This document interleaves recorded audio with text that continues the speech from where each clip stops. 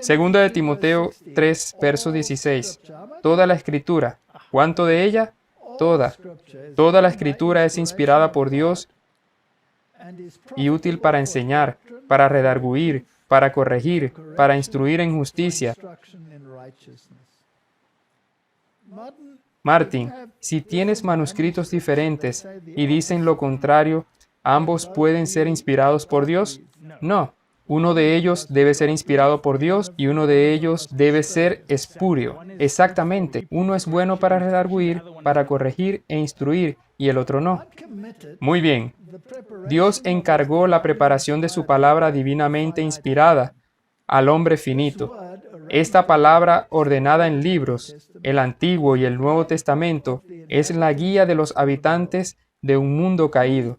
Les transmite que estudiando y obedeciendo la dirección, ningún alma perdería su camino hacia el cielo.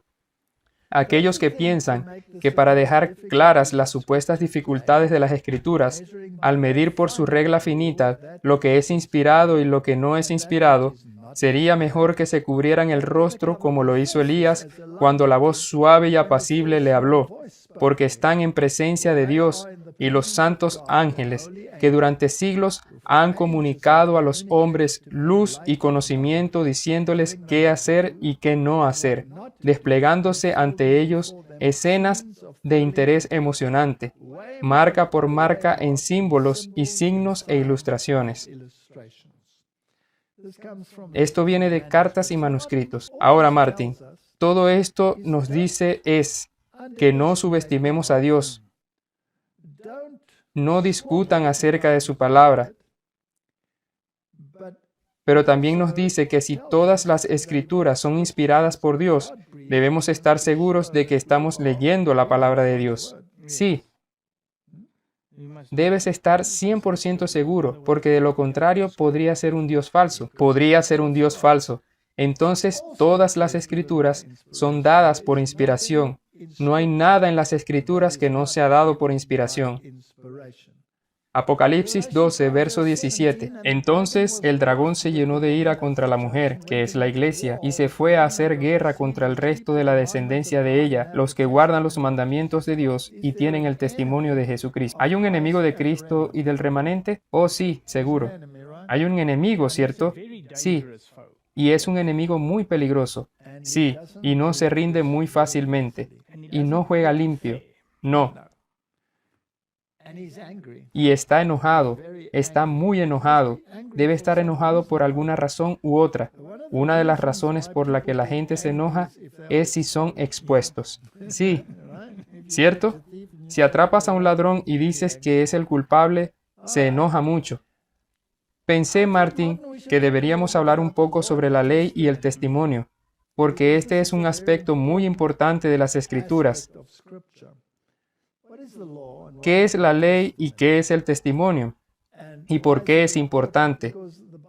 Porque la Biblia nos dice que estos dos están conectados entre sí.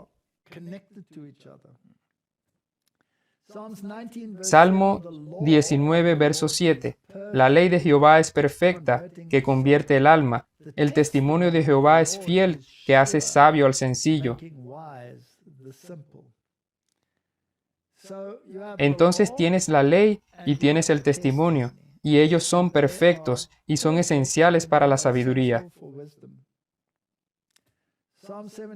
Salmo 78, verso 5. Él estableció testimonio en Jacob y puso ley en Israel, la cual mandó a nuestros padres que la notificasen a sus hijos. Isaías 8, verso 16. Ata el testimonio, sella la ley entre mis discípulos.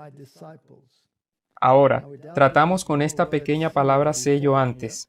Eso significa que debe estar impreso, debe estar marcado allí.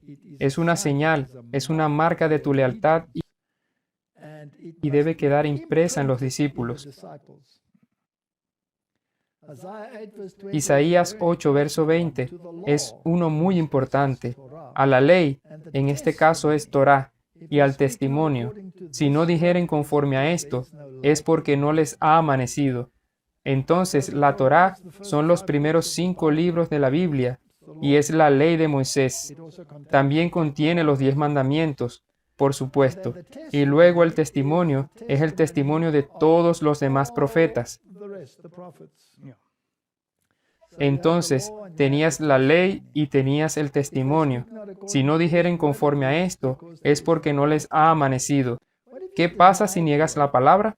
Entonces, obviamente, no estás hablando de acuerdo con la palabra. Entonces, no tienes luz, estás en oscuridad. Exactamente. Entonces, todo lo que das a otras personas también es oscuridad. Así que si la Biblia dice que fuiste creado o que el mundo fue creado en 6 días, y los evolucionistas dicen que no fue creado en 6 días, entonces no tienen luz, por supuesto, están en oscuridad, ¿verdad? Juan 8:17. Y en vuestra ley está escrito, aquí está usando la palabra nomos, que el testimonio de 2 hombres es verdadero. Así que debe tener más de un testigo, ¿verdad? Que cada cosa sea establecida por 2 o 3 testigos, dice la Biblia. Se necesita más de un testigo. Por eso hay 4 evangelios, para que haya 4 informes de testigos presenciales de lo que pasó. Sí, para hacerlo legal. Exactamente. Entonces, la palabra Torá es un precepto o estatuto, especialmente el decálogo o el Pentateuco, la ley. La palabra nomos significa desde una palabra primaria, repartir, especialmente comida o forraje a los animales, ley, mediante la idea de uso prescriptivo, generalmente, regulación, específicamente, de Moisés, incluyendo el volumen, también el Evangelio o figurativamente un principio, ley. Es similar, pero es un poco más amplia. Sí, tiene un poco más. Se refiere a lo que dicen las Escrituras, ya sea que estés leyendo en los Evangelios o en Moisés. Así que a la ley y al testimonio, si no hablan de acuerdo con esa palabra, no les ha amanecido. Así que básicamente lo que tenemos en el mundo es un choque de mentes. Sí, por supuesto. Tenemos mentalidades, veámoslas. Solo hay 2 sistemas religiosos en el mundo. Solo hay 2. Hay muchas organizaciones, pero solo 2 sistemas. Ni 3 ni 4. Solo 2. Hay salvación en Cristo, que viste al penitente con el manto de la justicia inmaculada de Cristo. Ese es uno. O hay salvación por las obras, el cual busca su propia justicia y elude a Cristo. Esos son los 2. La palabra de Dios es el expositor del primer sistema y el segundo sistema niega esta palabra. Está en guerra con esta palabra. ¿Está claro eso? Es 100% claro, y eso es lo que ves en el mundo.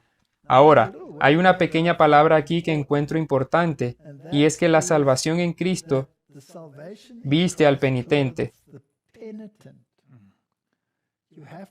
Tienes que arrepentirte. Siempre hubo un llamado a la nación. Fue arrepentirse, exactamente, y ser bautizado. Ahora, arrepentimiento significa que sientes dolor por lo que hiciste y haces un pacto de no volver a hacerlo. Eso es arrepentimiento.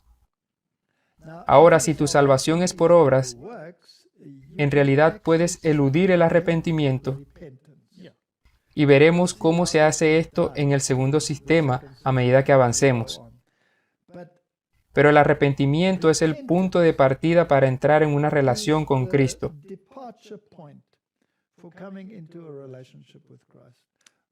Sin arrepentimiento no hay relación.